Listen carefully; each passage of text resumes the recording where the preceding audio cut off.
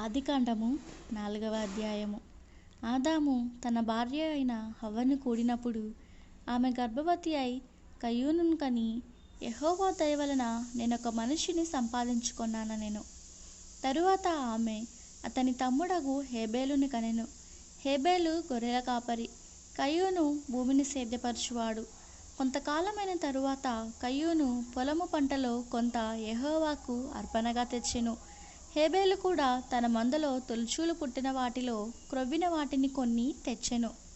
యెహోవా హేబేలును అతని అర్పణను లక్ష్యపెట్టెను, కయ్యూనును అతని అర్పణను లక్ష్యపెట్టలేదు.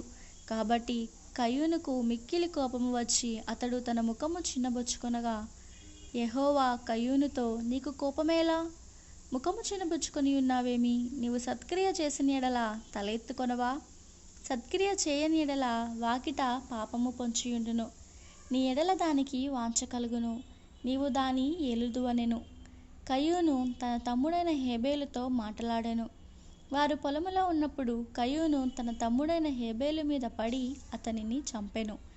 యెహోవా, నీ తమ్ముడైన హేబేలు ఎక్కడనున్నాడని కయ్యూను నడుగగా, అతడు, నేనెరుగను, నా తమ్మునికి నేను కావలివాడనా అనెను.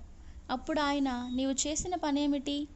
నీ తమ్ముని రక్తము యొక్క స్వరము నేలలో నుండి నాకు మొరపెట్టుచున్నది. కావున నీ తమ్ముని రక్తము నీ చేతిలో నుండి పుచ్చుకొనుటకు నోరు తెరిచిన ఈ నేల మీద ఉండకుండా నీవు శపింపబడిన వాడవు. నీవు నేలను సేద్యపరుచినప్పుడు అది తన సారము ఇక మీదట నీకియ్యదు. నీవు భూమి మీద దిగులు పడుచు దేశదిమ్మరివై ఉందువనెను. అందుకు కయ్యూను, నా దోషశిక్ష నేను భరింపలేనంత గొప్పది. నేను ఈ ప్రదేశములో నుండి నన్ను వెళ్ళగొట్టితివి. నీ సన్నిధికి రాకుండా వెలివేయబడి దిగులు పడుచు భూమి మీద దేశదిమ్మరినై ఉందును. కావున నన్ను కనుగొని వాడెవడో వాడు నన్ను చంపునని యెహోవాతో అనెను. అందుకు యెహోవా అతనితో, కాబట్టి ఎవడైనను కయ్యూనును చంపిన ఎడల వానికి ప్రతిదండన ఏడంతలు కలుగుననెను. మరియు ఎవడైనను కయ్యూనును కనుగొని అతనిని చంపకుండునట్లు యెహోవా అతనికి ఒక గుర్తు వేసెను. అప్పుడు కయ్యూను యెహోవా సన్నిధిలో నుండి బయలుదేరి వెళ్ళి ఏదెనుకు తూర్పు దిక్కున నోదు దేశములో కాపురముండెను.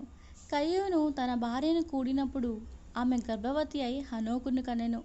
అప్పుడతడు ఒక ఊరి కట్టించి ఆ ఊరికి తన కుమారుని పేరును బట్టి హనోకను పేరు పెట్టెను. హనోకు ఈరాదు పుట్టెను.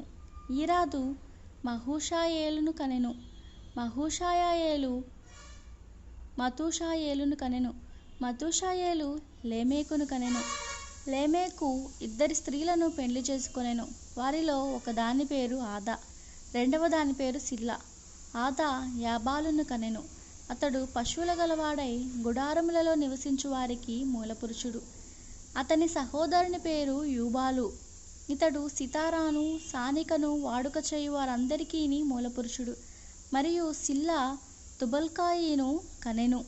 అతడు పదును గల రాయి పనిముట్టులన్నిటినీ ఇనుప పనిముట్టులన్నిటినీ చేయువాడు. తుబల్కాయిను సహోదరి పేరు నయామా. లేమేకు తన భార్యలతో, ఓ ఆదా, ఓ సిల్లా, నా పలుకు వినుడి. లేమేకు భార్యలారా, నా మాట ఆలకించుడి. నన్ను గాయపరిచినందుకై ఒక మనుష్యుని చంపితిని. నన్ను దెబ్బ కొట్టినందుకై ఒక పడుచువాని చంపితిని.